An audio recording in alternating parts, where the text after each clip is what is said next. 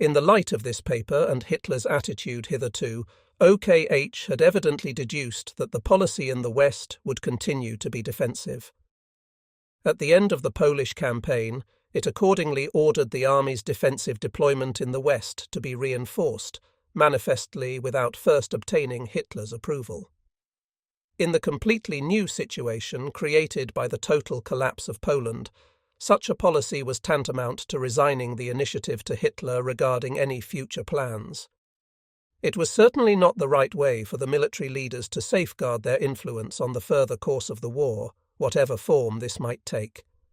Apart from that, the conclusions reached by Via Stülpenagel could not be regarded as an answer to the problem of Germany's future war policy. If we were to wait until 1942 to penetrate the Maginot Line, the Western powers would in all likelihood have caught up with our lead in arms production. In addition, it would never have been possible to develop a decisive operation from a successful penetration of the Maginot Line. Against the minimum of 100 divisions available on the enemy side since 1939, this was no way to achieve decisive results. Even if the enemy committed powerful forces for the actual defence of the Maginot Line, he would still have been left with an adequate strategic reserve of between 40 and 60 divisions, with which immediately to intercept even a wide breakthrough of the fortifications. Without any doubt, the struggle would have petered out inconclusively into trench warfare. Such could not be the aim of German strategy. One cannot assume, of course, that Colonel-General WWII and his Chief of Staff thought they would achieve anything with a purely defensive strategy in the long run. Nonetheless, they did pin their hopes initially on the possibility that the Western powers would either still come to terms or take the offensive themselves in the end. Unfortunately, they were not competent to take decisions in the former contingency, and their hope for an Allied offensive was, as will be shown, unrealistic. The fact of the matter was that from a military point of view, the spring of 1940 was not only the earliest but also the latest occasion on which Germany could have hoped to fight a successful offensive in the West. According to Greiner, Hitler was not informed of the Stülpenagel memorandum, but must still have been aware that OKH was going to cling to a defensive policy in the West. Instead of the timely discussion on the future course of the war that should have taken place at the latest by mid-September, he now confronted the Commander-in-Chief of the Army with the fait accompli of his decision of 27th September and the OKW directive which followed on 9th October.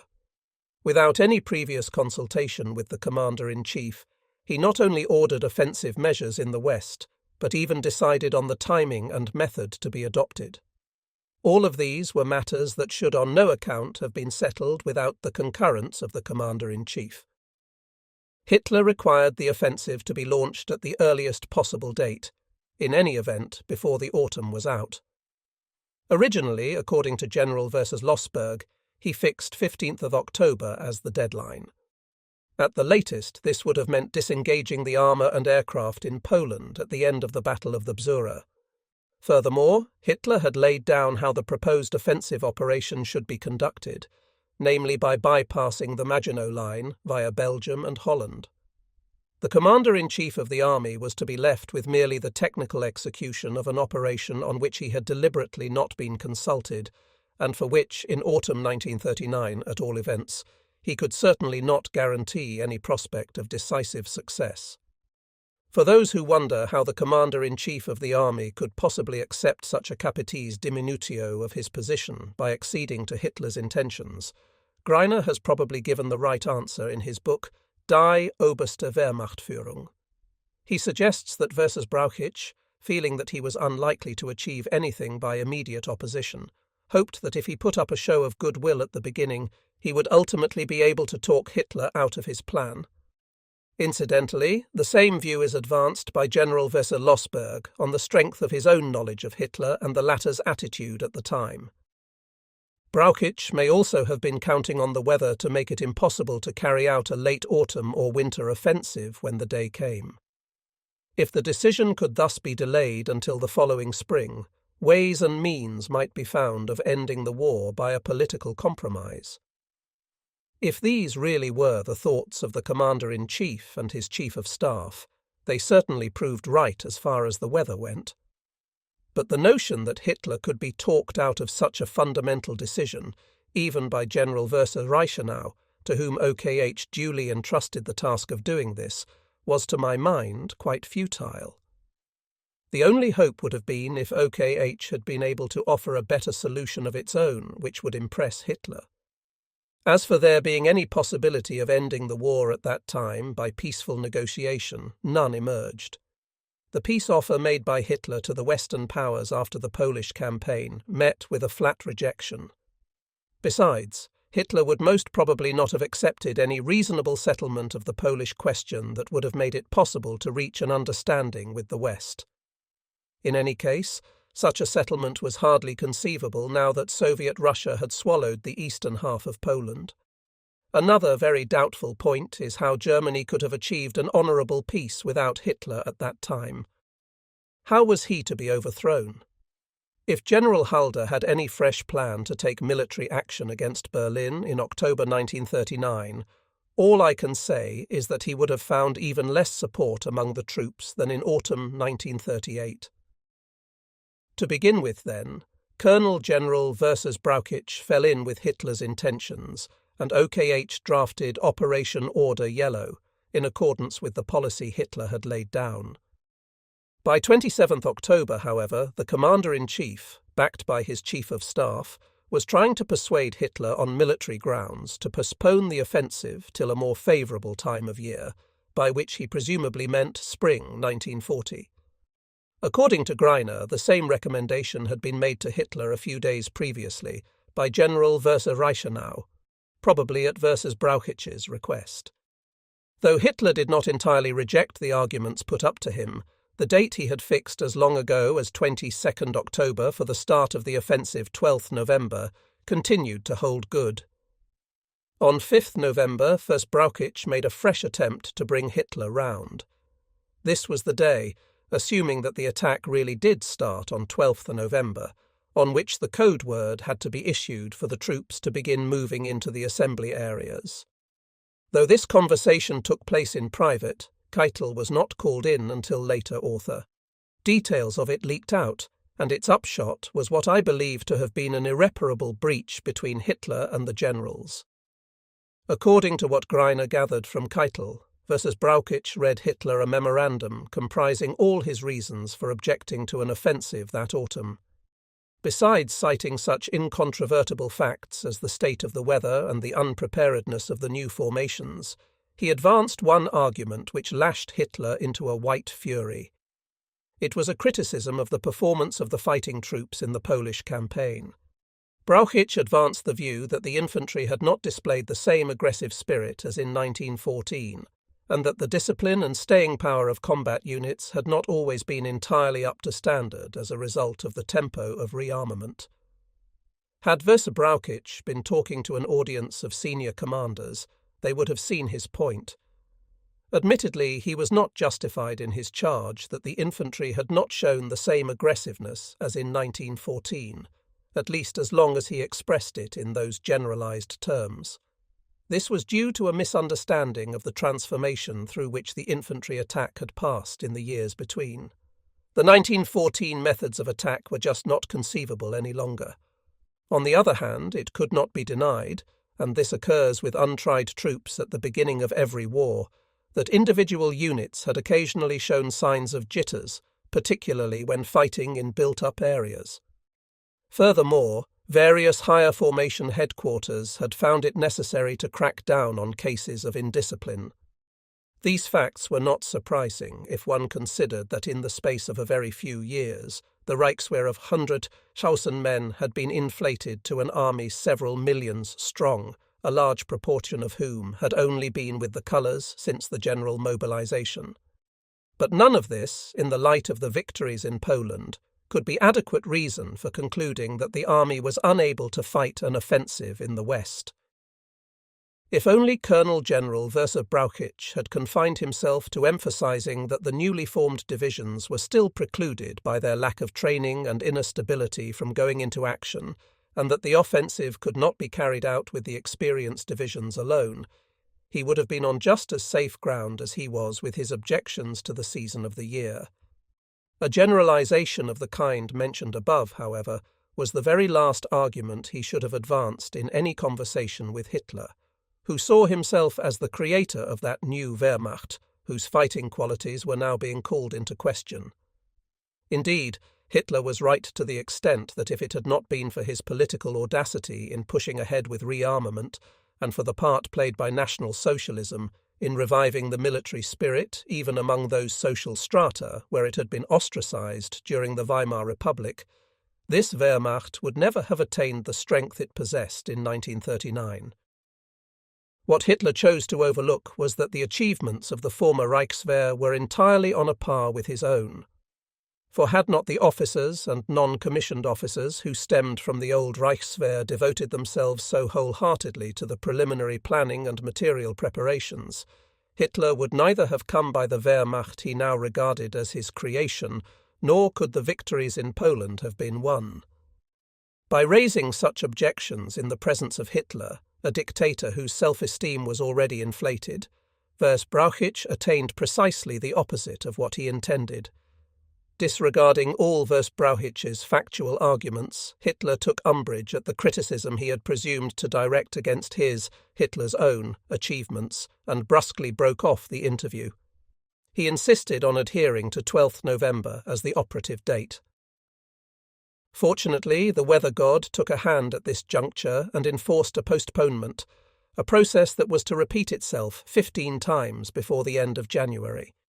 Therefore, even though OKH had ultimately proved its point vis-à-vis Hitler regarding the possible date of the offensive, the upshot was a crisis of leadership whose consequences were to become appallingly obvious in the further course of the war. Its immediate effect was that Hitler and Brauchitsch ceased to meet. The GSOQI of the operations branch, the future General Heusinger, told me on 18th of January 1940 that Brauchitsch had not seen Hitler since 5th November, a quite impossible situation with things as they were. A further consequence of the breach of 5th November was the talk given by Hitler to the commanders and chiefs of staff of all army groups, armies and corps in the Reich Chancellery on 23rd November. I need not go into this fully, as it has already become known through other publications. Its essential points were Hitler's emphasis on his irrevocable decision to take the offensive in the West at the earliest possible date, and the doubts which he even then expressed as to how long the Reich would remain free from an attack in the rear in the East. As far as his factual explanation of the fundamental need to take the offensive in the West went, his remarks were well considered and, I thought, convincing, except for the question of timing. Otherwise, his speech constituted a massive attack not only on OKH, but on the generals of the army as a whole, whom he accused of constantly obstructing his boldness and enterprise. In this respect, it was the most biased speech I ever heard Hitler make. The commander-in-chief of the army did the only possible thing and tendered his resignation. This Hitler refused to accept, though that was obviously no solution to the crisis. OKH was still in the unhappy position of having to prepare for an offensive of which it did not approve. The commander-in-chief was still repudiated as an advisor on overall war policy and relegated to the status of a purely executive general. Any inquiry into the reasons for such a development in the relationship between the head of state and the army leaders will show the decisive factor to have been Hitler's thirst for power and his ever-growing self-conceit, both of which were augmented by the mischief-making of the Goerings and Himmlers. Yet it must also be stated that OKH made no small contribution towards its own elimination at Hitler's hands, by the way it handled the problem of how the war should be prosecuted after the Polish campaign. By deciding to remain on the defensive in the West, OKH resigned the initiative to Hitler, although it should unquestionably have been OKH's business in the first instance to recommend to the head of state what steps were to be taken after the army, effectively supported by the Luftwaffe, had defeated Poland so swiftly. OKH was undoubtedly right to take the view in autumn 1939 that the time of year and the immaturity of the new formations made an offensive inadvisable at that stage. But neither this simple statement of fact nor the arrangements made to reinforce the defensive dispositions in the West provided an adequate answer to the problem of how to bring the war to a satisfactory conclusion in the military sense. This question had to be answered by OKH if it were to assert its influence on overall strategy. The Commander-in-Chief of the Army certainly had every right to recommend the course of political settlement with the Western powers. But what was to happen if no prospect of such a settlement emerged? With a man of Hitler's type, it was particularly necessary, even if an offensive in the West did not seem expedient at that moment, that OKH should indicate there and then the military way to end the war. Consequently, there were three questions to consider once the Polish campaign was over. First, could the war be brought to a favourable conclusion by sticking to defensive tactics, or could this object be achieved only by a victorious German offensive in the West? Secondly, if such an offensive proved necessary, when could it be launched with any prospect of decisive success? Thirdly, how must it be conducted to ensure an effective victory on the continent? As far as the first question went, there were two possibilities. One was that the Reich would reach a settlement with the Western powers after the fall of Poland. OKH was bound to regard this sceptically from the outset, partly because of the British national character, which made it fairly improbable that Great Britain would come to terms, and partly because Hitler was unlikely, once Poland had been defeated, to be prepared for a reasonable settlement of the German-Polish frontier question in the sense of a compromise. After all, in order to reach agreement with the Western powers, he had to re-establish Poland, and this he could not do after having made over her eastern part to the Soviets. That much was an accomplished fact, which not even another German government attaining power after Hitler's overthrow could have removed. The other possibility of successfully ending the war by remaining on the defensive might occur if the Western powers should decide, after all, to take the offensive. This would offer the Germans the prospect of attaining a victorious decision in the West in the course of delivering a counterblow. The same idea emerges in the book Gespräche mit Halder, where Halder is quoted as speaking of an operation on the rebound. According to General Husinger, however, OKH only began to consider the project much later, i.e. sometime in December, and not at the turn of September and October, the phase so vital for its own position. Undoubtedly there was something very attractive about fighting an operation on the rebound, for the idea of saddling the enemy with the burden of an offensive against the Siegfried Line, or the odium of violating the neutrality of Luxembourg, Belgium, and perhaps even Holland, was inevitably an extremely tempting one. But was this not really a case of wishful thinking, at least for the foreseeable future? Could it be supposed that the Western powers, who had not dared to launch an offensive while the mass of the German forces were tied down in Poland, would attack now that the Wehrmacht faced them in full strength? I do not believe, and neither did I at the time, that any basis existed for a German rebound operation. This view has found clear corroboration in a war plan, drafted at the time on the orders of the Allied Commander-in-Chief, General Gamelin. The main train of thought reflected in this document, which later fell into the hands of German troops, was as follows. Before spring 1941, the Allied forces would not have amassed the material strength to take the offensive against Germany in the West. To attain a numerical superiority of ground forces, fresh allies would have to be won. The British were not prepared to participate in a large offensive before 1941, except in the event of a partial collapse of Germany. This remark, which obviously implies a hope of revolution, shows what we should have had to expect from a coup d'etat. The principal task of the Western powers in 1940 had to be to safeguard the integrity of French territory and, of course, to hasten to the assistance of Belgium and Holland if they were attacked. In addition, every effort would be made to create further theatres of attrition for Germany. Those named were the Nordic states and, if Italy remained neutral, the Balkans. Naturally, the attempts to bring in Belgium and Holland on the side of the Allies would continue. Finally, endeavours would be made to deprive the Reich of its vital imports, both by the already mentioned creation of new theatres of war and by tightening the blockade through pressure on the neutral powers.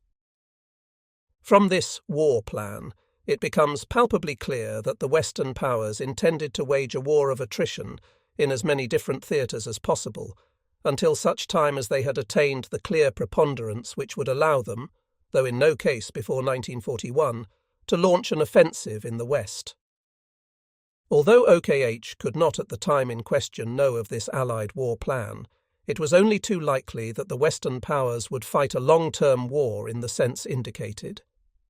In view of the bloody prospects an assault on the Siegfried Line would entail, the hope that the French and British peoples would tire of the phony war was hardly a realistic basis for any OKH decisions. In no event could Germany wait until the enemy had built up his armaments, and in the light of Roosevelt's attitude, allowance must be made here for American aid, to a point where he was stronger on land and in the air as well as at sea. Least of all could she afford to do so with the Soviet Union at her back. The latter, having by this time obtained all it could hope for from Hitler, had hardly any more vital interests in common with the Reich, and the stronger the Western powers grew, the more precarious the position of Germany would become. As far as the military leaders were concerned, therefore, the situation after the Polish campaign was this. The answer to the first of the above three questions, i.e., whether the war could be brought to a successful conclusion by remaining on the defensive in the West, must be in the negative unless the political leadership could still manage to reach a compromise with the Western powers. The right of the commander-in-chief of the army to advise Hitler to resort to compromise is beyond all doubt, if only because of the military risk a prolongation of the war would entail. Such action would, of course, involve accepting a temporary delay on the Western Front. Irrespective of that, however, it was both the duty and the right of the army leaders to give Hitler military guidance. They had to tell him what military steps were to be taken if no political solution of the conflict could be reached. In other words, it was up to OKH to present Hitler with an alternative military plan if it proved impossible to achieve the political compromise with the Western powers, for which even Hitler evidently hoped in the first instance. One must not assume that Hitler would continue as hitherto to reject an offensive in the West once Poland was beaten, nor must one wait until he took a military decision on his own account. No military recommendation on the prosecution of the war could consist in maintaining the defensive in the West, unless it were thought that Britain could be brought to her knees by aerial and submarine warfare, an assumption for which no real foundation existed. On the military side, therefore, assuming that a political understanding proved unattainable, the only recommendation one could make was that the war in the West be conducted offensively. When such a recommendation was submitted, moreover, it was essential that OKH should assure itself of the initiative in deciding on the timing and method. As far as timing went, OKH was in agreement with all the commanders on the Western Front that no decisive success could be gained from launching the offensive in the late autumn or winter. The principal reason for this was the season.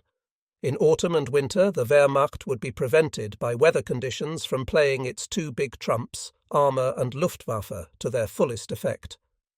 In addition, the short period of daylight at this time of the year renders it virtually impossible to win even a tactical decision in the space of a single day, thereby cutting down the speed of operations. The other reason was the still inadequate standard of training of all the new formations set up on the outbreak of war. The only troops really fit to go into action in autumn 1939 were the active divisions. None of the others had had enough experience of handling weapons or of operating as integral parts of a larger formation, nor did they as yet possess the requisite degree of inner stability. Furthermore, the refitting of the armoured formations following the Polish campaign was still not complete. If it were intended to start an offensive in the West before the end of autumn 1939, the mechanized divisions in Poland should have been released at an earlier date, but that was a point which had not occurred to Hitler. Over and above all this, serious deficiencies existed in the Luftwaffe. Thus it was clear that an offensive in the West could not be justified before spring 1940. That this afforded time to seek a political solution of the conflict was welcome from the point of view of the military, little as it counted with Hitler after the rejection of his peace offer at the beginning of October. Since the problem of method, namely the strategic preparation of an offensive in the West, is the subject of the next chapter, there is no point in going into it any further here. Only this may be said in advance. The offensive plan imposed by Hitler on 9th of October was a half measure. Instead of being aimed at a complete decision on the continent, it was, initially at any rate, concerned only with an interim objective. This was the point that provided OKH with its opportunity to bring home to Hitler that his military advisers had something better to offer than a partial solution not worthy of the stake involved. Always providing, of course, that OKH itself believed that by launching an offensive it could achieve a complete decision on the continent.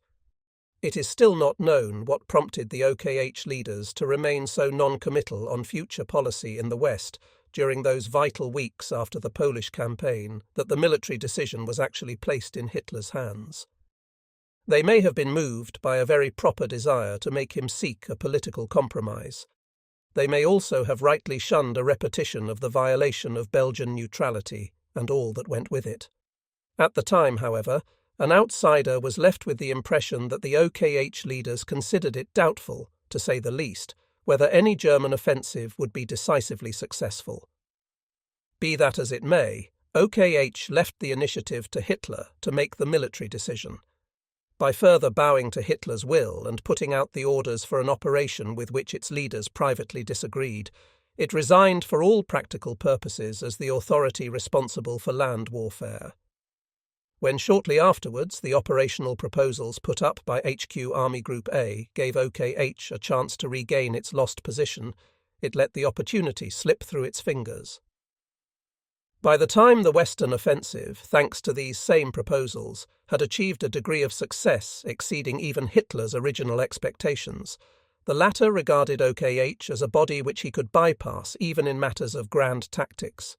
Hitler had taken over the functions which Schlieffen believed could at best be performed in our age by a triumvirate of king, statesman and warlord. Now he had also usurped the role of the warlord, but had the drop of Samuel's anointing oil, which Schlieffen considered indispensable for at least one of the triumvirs, really fallen on his head. Not until after the war did anything become generally known about the background of the plan, which replaced OKH's original Operation Order Yellow of 19th and 29th October 1939, as the basis of our offensive in the West, the plan by which so swift and decisive a victory was scored over the Anglo-French armies and the forces of Belgium and Holland. The first to disclose how this new plan emerged was probably Liddell Hart, who linked my name with it as a result of statements made to him by Field Marshal Vers Rundstedt and General Blumentritt, our Chief of Operations during the period in question. See The Other Side of the Hill, Cassel, 1948. Tuttier. Since I may be considered to have been the prime mover in this matter, it seems right that I should now make my own attempt, on the basis of the records at my disposal, to show how the plan came into being, especially as it has since acquired a certain significance. After all, the ideas behind the plan were mine, just as it was I who drafted all the memoranda to OKH, by which we sought to have the operation planned on the only lines conducive, in our opinion, to decisive success in the West. Finally, it was I who, when already replaced as Chief of Staff of the Army Group, had an opportunity to expound to Hitler in person the ideas that our headquarters had so long failed to get accepted by OKH. Only a few days after this, OKH put out a new operation order based on our recommendations. At the same time, I would stress that my commander, Colonel General Vers Rundstedt, and my collaborators Blumentritt and Treschkow agreed with my view throughout, and that Vers Rundstedt backed our recommendations to the full with his own signature. Without his sanction, we could never have kept up our attempts to change OKH's mind by these repeated memoranda. The war historian or officer reading military history might well find it worth his while to study this intellectual tussle over an operation plan in its entirety. For the purpose of this book, however, I shall confine myself initially to outlining the OKH's plan, and to explaining what I could not help regarding as the shortcomings of its, or more precisely, of Hitler's, strategic conception. Next, by way of contrast to the OKH plan, I propose to deal with the essential arguments on which the Army Group based its strategic considerations. Last of all, I shall briefly show how, after a long series of frustrations, the original operation plan was finally amended, undoubtedly on Hitler's instructions, to coincide with the views of our own headquarters. If asked to define, in the light of the operation orders issued by OKH, the basic strategy which that body and Hitler planned to adopt in the West, I would put it this way. OKH proposed, in accordance with Hitler's directive of 9th of October, to send a strong right wing of the German armies through Holland into northern Belgium to defeat the Anglo-French forces it expected to encounter there, together with the Belgians and Dutch. In other words, the decision was primarily to be sought by a strong thrust on the right wing. This assault wing consisted of Army Detachment N, an army detachment, Armeeabteilung, being a small army of 2 or 3 army corps, and Army Group B, Colonel General V. Bock, and was to assemble in the area of the Lower Rhine and the Northern Eifel. Army Group B had 3 armies under command. Altogether, the northern wing embraced 30 infantry divisions and the bulk of the mobile formations, 9 armoured and 4 infantry divisions. Since the total number of German divisions available on the Western Front was 102, these therefore constituted almost half our aggregate strength. While Army Detachment N's task was the elimination of Holland, the 3 armies in the Army Group were to attack through northern Belgium, passing north and south of Liège. The strong tank forces were intended to play a decisive role here in an attempt to overrun the enemy. On 29th of October, this first operation order was amended to leave Holland out of the picture in the initial stages. This may have been due to representations from OKH. Henceforth Army Group B was to attack round both sides of Liège with 2 armies up, 4th and 6th, and 2, 18th and 2nd, following through. Later, however, Holland was again included in the operation, her elimination being this time entrusted to 18th Army. The decisive thrust of Army Group B was to be covered on the southern flank by Army Group A. The latter, consisting of 2 armies, 12th and 16th, and a total of 22 divisions, none of them with any mechanized troops, was to advance through southern Belgium and Luxembourg, after assembling in the southern Eifel and the Hunsrück. 12th Army was to follow through on the left of Army Group B, establishing a system of echeloned defence as it went in order to cover the further advance of Army Group B against enemy incursions. 16th Army was to wheel south after crossing Luxembourg in order to protect the deep flank of the whole operation by establishing a defensive position running closely along the north of the Maginot Line's westward projection, between the Saar and the Meuse east of Sedan. Army Group C was left with 2 armies and 18 infantry divisions to hold the Siegfried Line from the Luxembourg frontier down to Switzerland. 17 infantry and 2 mobile divisions were available as army reserves. The aim of this operation was defined in paragraph 1 of the OKH Operation Order of 19th of October under the heading General Intention, in pursuance of Hitler's OKW Directive of 9th of October.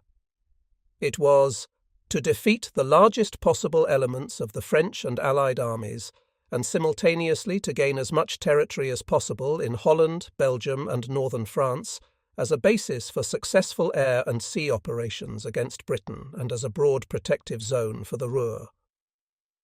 Paragraph 2 of the operation order indicated that the first object of the 2 army groups' assault, which was to be coordinated under the Commander-in-Chief of the Army versus Brauchitsch, must be, while eliminating the Dutch armed forces, to defeat as many elements of the Belgian army as possible in the vicinity of the frontier fortifications, and by rapidly concentrating powerful mechanized forces, to create a basis for the immediate prosecution of the attack with a strong right wing and the swift occupation of the Belgian coastline. In the aforementioned amendment to the operation order issued on 29th of October, OKH somewhat extended the aim of Army Group B's operation by rewording the general intention. Henceforth, this was to consist in engaging and destroying the largest possible elements of the French army in northern France and Belgium, thereby creating favourable conditions for the prosecution of the war against Britain and France by land and air. In the paragraph headed Order of Battle and Tasks, OKH set the Army Group the aim of destroying the Allied forces north of the Somme and driving through to the Channel coast. The covering role of Army Group A, which continued to be mainly defensive, was broadened to the extent that its right-hand army, 12th, had now to be pushed over the Meuse, opposite and south of Fumay, and then to head through France's fortified frontier zone in the general direction of Laon. The operational intention of both operation orders might best be expressed by saying that the Anglo-French elements we expected to meet in Belgium were to be floored by a powerful, straight right, while our weaker left fist covered up. The territorial objective was the Channel coastline. What would follow this first punch we were not told. Significantly enough, my first reaction to the plan laid down in these two operation orders was emotional rather than intellectual. The strategic intentions of OKH struck me as being essentially an imitation of the famous Schlieffen Plan of 1914. I found it humiliating, to say the least, that our generation could do nothing better than repeat an old recipe, even when this was the product of a man like Schlieffen. What could possibly be achieved by turning up a war plan our opponents had already rehearsed with us once before, and against whose repetition they were bound to have taken full precautions? For it was obvious to any military mind that the Germans would be even less keen or able to assault the Maginot Line of 1939 than they had the Verdun-Toul, Nancy-Epinal fortifications of 1914. By this first rather emotional reaction of mine, however, I did OKH an injustice. One reason was that the plan had come from Hitler. Another was that it was actually far from being a repetition of Schlieffen's. The widespread view that this was so is correct in two respects only, i.e. it was intended in 1939, as in 1914, to place the main weight of the German offensive on the northern wing, and both plans also involved marching through Belgium. Otherwise, the plans of 1914 and 1939 were widely divergent. In the first place, the situations were entirely different. In 1914 it had still been possible, as Schlieffen did, to count on strategic surprise. Even if this did not include the march through Belgium, it certainly applied to the massing of Germany's forces on the extreme northern wing. In 1939, the corresponding intention on Hitler's part could not be concealed from the enemy. Furthermore, there was reason in 1914 for hoping, as Schlieffen did, that the French would do us the good turn of launching a premature offensive into Lorraine. In 1939, no such development could be expected. The enemy would immediately throw in strong forces to meet our drive through Belgium and Holland, and these, in contrast to 1914, would have to be tackled mainly head-on. Instead of taking the initiative prematurely in the centre of the front, the French were likely to strike a powerful backhand blow at the southern flank of our main forces during their advance through Belgium. In other words, the Schlieffen Plan just could not be repeated. Apart from this, I soon realised that neither OKH nor Hitler had any intention of copying the Schlieffen Plan in the full magnitude of its conception. Schlieffen had drafted his plan with an eye to the utter and final defeat of the entire French army. His aim was to outflank the enemy straight off in the north with a wide right hook, and then, having cleared the whole of northern France, to drive down to the west of Paris and push the entire enemy army back against a front extending from Metz through the Vosges to the Swiss frontier, compelling it in the end to capitulate. To achieve this, he had accepted the risk of initial reverses in Alsace, at the same time hoping that the enemy, by unleashing an offensive in Lorraine, would do their own bit towards making the Germans' big outflanking operation a complete success. The 1939 operation plan, on the other hand, contained no clear-cut intention of fighting the campaign to a victorious conclusion. Its object was, quite clearly, partial victory, defeat of the Allied forces in northern Belgium, and territorial gains, possession of the Channel coast as a basis for future operations. It may be that when the then Colonel General versus Brauchitsch and his Chief of Staff were drafting the 1939 Operation Order, they were reminded of what Moltke had written in his introduction to the General Staff's treatise on the War of 1870-71. No operation plan extends with any certainty beyond the first encounter with the main body of the enemy. It is only the layman who, as a campaign develops, thinks he sees the original plan being systematically fulfilled in every detail to its preconceived conclusion. If this thesis did inspire OKH's planning, it meant that the latter reserved the right to decide whether, and by what means, the offensive should be prosecuted once the first objectives, partial victory on the right wing in northern Belgium and the occupation of the Channel coast, were attained. Judging by what I had heard when the Operation Order was handed to me in Zosen, however, I could only suppose that OKH regarded the chances of achieving decisive results in the French theatre of war as extremely slender, if not non-existent. This impression was later reinforced during the many visits paid to our headquarters by the Commander-in-Chief of the Army and his Chief of Staff, neither of whom ever gave any serious attention to our repeated insistence on the need to strive after total victory.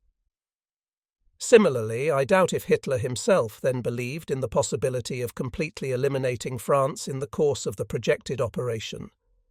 Indeed, his primary concern was probably the recollection that when our offensive miscarried in 1914, we had found ourselves lacking even the necessary basis for submarine warfare against Britain.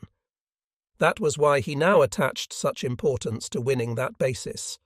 In other words, to possession of the Channel coast. Now it was perfectly clear that an operation aiming at the total defeat of France could no longer be executed at one stroke, as Schlieffen had planned to do. As has been explained above, the requisite conditions no longer obtained. Yet if it were proposed, once the partial victory envisaged by OKH had been won, to proceed with a view to eliminating France entirely as an opponent, the present operation had at least to be related to this ultimate goal. In the first place, it had to bring about the total destruction of the enemy's northern wing, in order to establish decisive superiority for the second move, the aim of which would be to annihilate the remaining Western forces in France. In the second place, it had simultaneously to create a favourable strategic situation from which to launch this subsequent thrust. To my mind, the operation as drafted offered no guarantee of fulfilling these two basic requirements. When the German assault formation, Army Group B, which had a total strength of 43 divisions, arrived in Belgium, it would run into 20 Belgian and, if Holland were brought in, a further 10 Dutch divisions. However inferior these troops might be to the Germans in the qualitative sense, their prospects of resistance were favoured by strong fortifications, on both sides of Liège and along the Albert Canal, and natural obstacles, in Belgium the Albert Canal running down to the fortress of Antwerp, and the fortified line of the Meuse pivoted on Namur, in Holland the numerous waterways. Within a very few days, moreover, these forces would be joined by the Anglo-French armies, including all their tank and motorised divisions, already assembled on the Franco-Belgian frontier to meet a German invasion. Thus the German assault wing would have no opportunity, as in 1914, of achieving strategic surprise by a grand-scale outflanking movement. With the arrival of the Anglo-French forces, it would have to fight an opponent as strong as itself, and attack him more or less frontally at that. The success of this first blow must thus be achieved by tactical means, since there was no provision for it in the strategic dispositions for the offensive. Were the enemy to show any skill in his leadership, he might conceivably succeed in evading an outright defeat in Belgium. Even if he did not manage to hold the fortified line Antwerp-Liège-Meuse, or Semois, he must still be expected to get back behind the lower Somme in reasonable order. Once there, he could draw on his powerful reserves to build up a new front.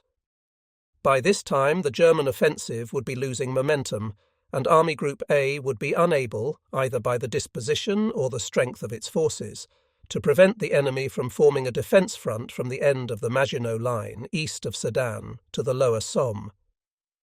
In this way, the German army would land in a situation similar to that of 1914 at the end of the autumn battles.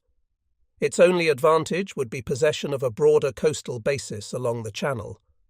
Consequently, we should neither have achieved the destruction of the enemy forces in Belgium, which was essential if we were to have adequate superiority in the decisive phase, nor should we have been in a favourable strategic situation for these final battles. The operation planned by OKH would bring partial victory, nothing more.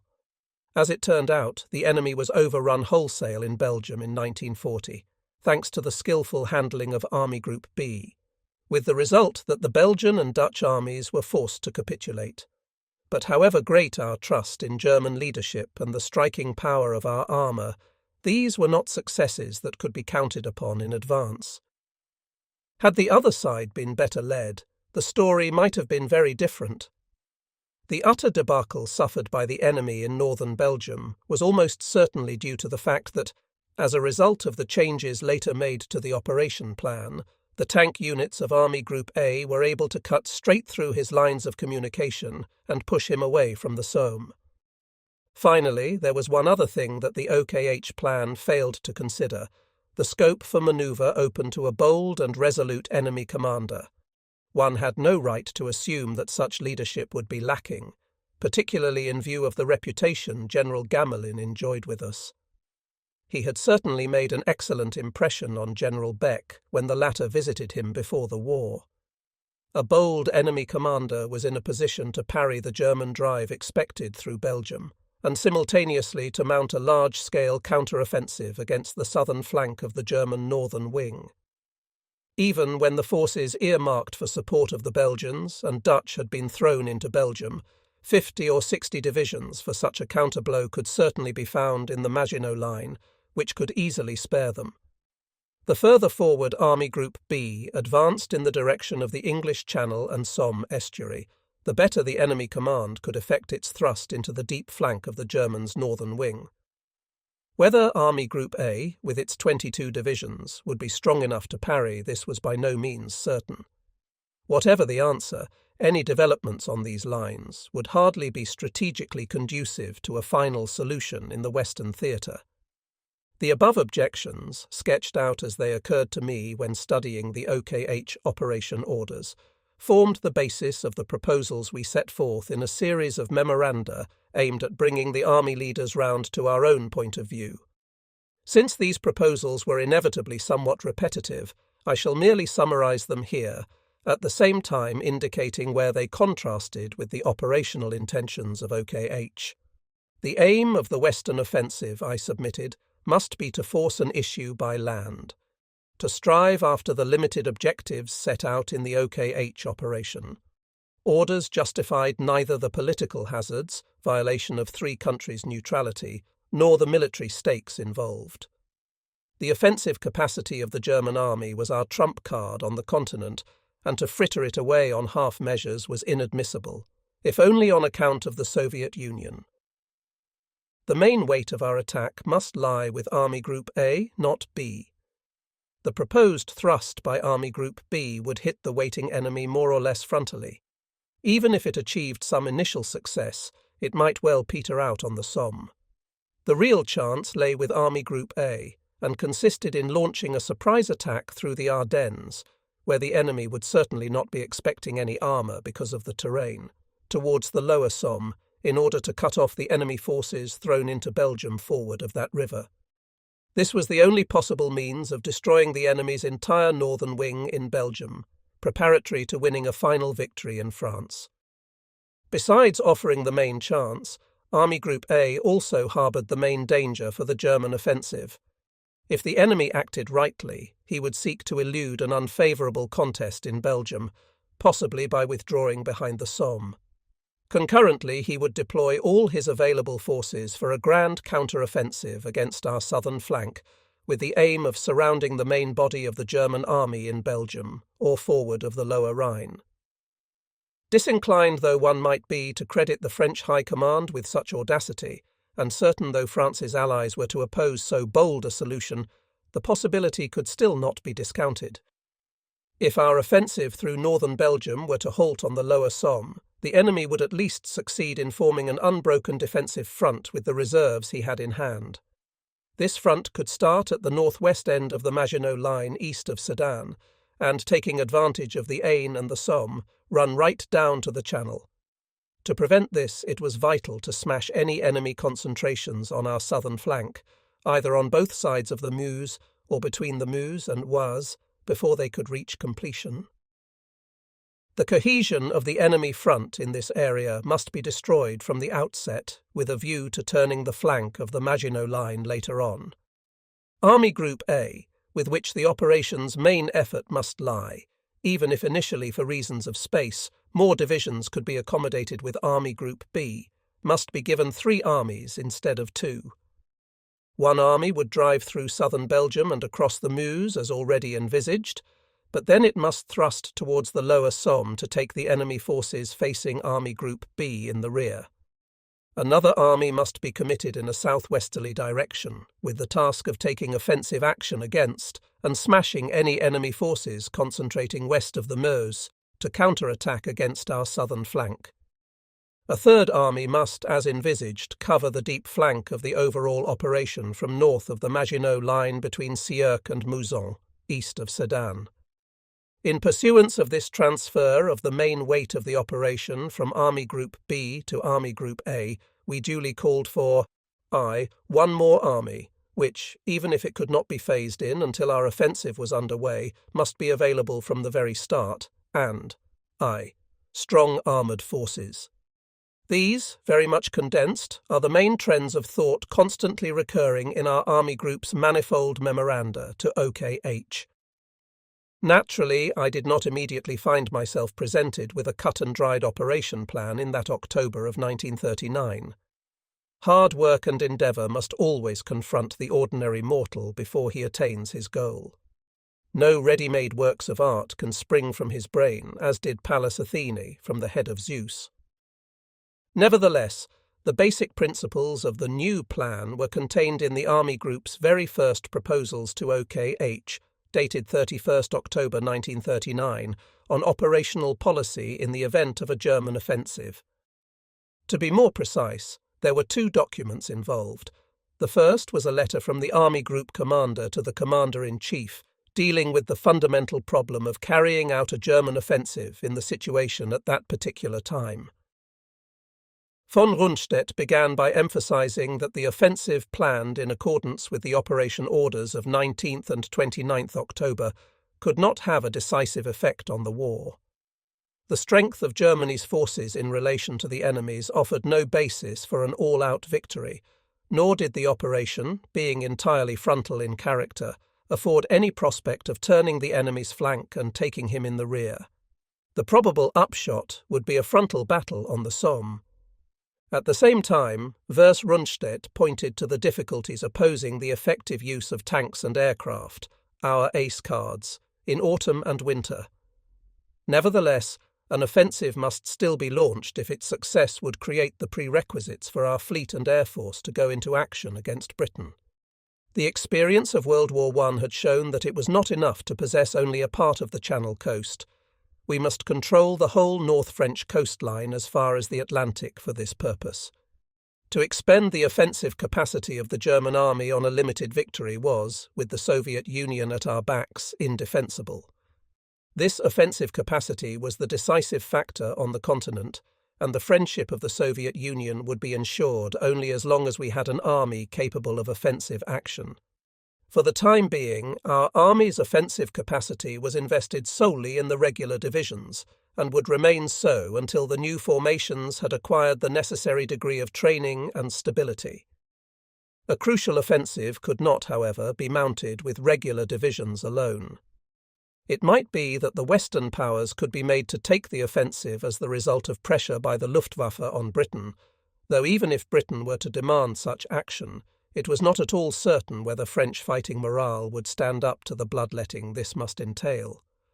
From our point of view, it was desirable that the enemy should himself be saddled with the burden of attacking fortified positions and with the odium of violating Belgian and Dutch neutrality. At the same time, one could not play a waiting game indefinitely and give Britain time to fill in the gaps in her armaments and aircraft production. From the military point of view, the war against Britain could be won only at sea and in the air. It could only be lost on the mainland if the army's offensive capacity were wasted on indecisive battles. Von Rundstedt's letter thus amounted to a warning not to launch any German offensive prematurely, i.e. in the autumn or winter months. In this respect, Army Group A and OKH saw eye to eye. They did not agree, however, on the method to be adopted, and the Army Group commander went on record against conducting the operations, for such was the implication of the OKH operation orders, in a way which did not assure us of conclusive success. Army Group A's second communication to OKH, dated 31st October, and now put in the form of a staff letter, supplemented V. Rundstedt's appreciation by making definite recommendations on how we felt a German offensive should be conducted. This document, which already contained the essentials of the new plan, stressed the necessity of a. Shifting the main weight of the operation as a whole onto the southern wing, b. Committing strong motorized forces in such a manner that they could thrust up from the south into the rear of the Allied troops in northern Belgium, c. Following up with an additional army responsible for warding off, by offensive action, any large-scale counterattack against our southern flank. One could hardly have expected this letter to evoke any response by 3rd November, the date on which we were visited by the Commander-in-Chief of the Army and his Chief of Staff, though it did enable me, acting on instructions from Colonel General Verser Rundstedt, to state our case direct. Colonel General Verser Brauchitsch, however, turned down the request I made for additional forces, the extra army and strong tank units, with the remark that he only wished he could spare them. This made it clear enough that he still entirely refused to accept our point of view. Finally, however, he did promise us an armoured division and 2 motorised regiments from the Army Reserve. Unfortunately, our visitors also made it only too clear that they had strong reservations about the projected offensive in the West, specifically with regard to the chances of winning a decisive victory. Understandably enough, they asked our army and corps commanders to report on the present condition of their formations, but the way they received the complaints, of which there were naturally many, about the state of the newly formed divisions left one with the impression that they personally set no very great store by the offensive. To compensate for this impression, Colonel General Verser Rundstedt himself addressed the generals of the Army Group a few days later. By indicating the operational standpoint of his own staff, he showed them that there was actually every prospect of a victorious decision in the West, even if it were not expedient to take the offensive before the spring. On 6th of November, when replying to an OKH request for a statement of our intentions in pursuance of the operation order, we put our recommendations up once again, but received no answer. All this time, Hitler's weather boffins, the Air Ministry meteorologists, were scampering merrily up and down their ladders. Every time they predicted even a brief spell of good weather, Hitler issued the code word for the final troop assemblies. But on each occasion the boffins had to retract and the attack was called off. On 12th November we were taken completely by surprise by the following teleprinter message. The Führer has now directed that a third group of fast-moving troops will be formed on the southern wing of 12th Army, or in the sector allotted to 16th Army, and that this will be directed against Sedan and the area to the east of it, taking advantage of the unwooded terrain on either side of Arlon, Tintigny and Florenville. Composition: HQ 19 Corps, 2 and 10 Panzer Divisions, 1 motorized division, the Leibstandarte and the Grossdeutschland Regiment.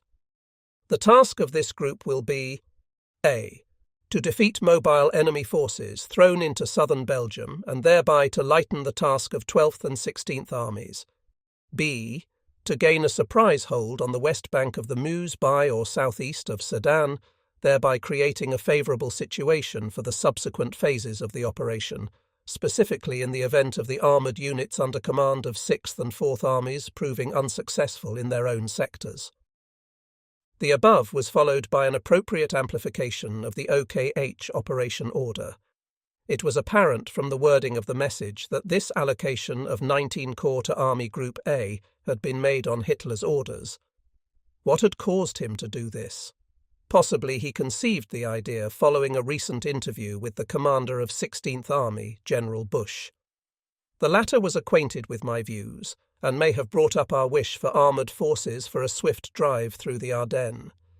It is also possible that Hitler reached the decision on his own. He had a keen eye for tactical openings and spent much time brooding over maps. He may have realised that the easiest place to cross the Meuse was at Sedan, whereas the armour of 4th Army further up would find the going much harder. Very likely he had recognised the Meuse crossing at Sedan as a promising spot, in the sense that it offered an opening on the river for the southern wing of Army Group A, and wanted, as he always did, to go for every tempting objective at once.